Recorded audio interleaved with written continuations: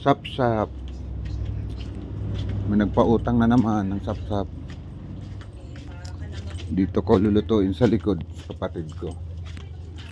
Kasi dito yung maraming mga magtatrabaho nito. Ayan o, mga sariwa pa. Sapsap. Maganda to sa bawan.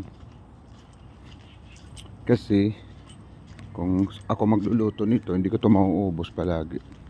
Sayang lang yung isda. Inutang ko to 100 pesos. Palagi nagpapautang yung dumadaan dito na labasero. Sapsap. Oy. Anim. Kuando adi pa. Ate yung kan din sura. Ha? Ha?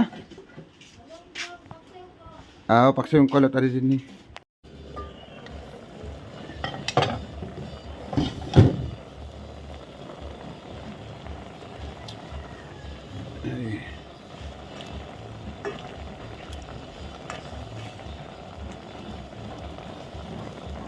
Tapos guys, hindi ko yan nilagyan ng suka.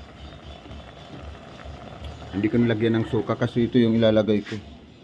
Ito, pampaasim mamaya pag maluto na to.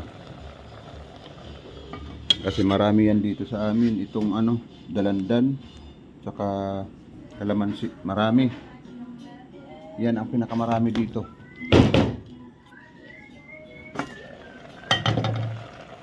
Ilalagay natin yan mamaya pag luto na itong mga isda na to. Pero luto na to kasi hindi naman to baboy.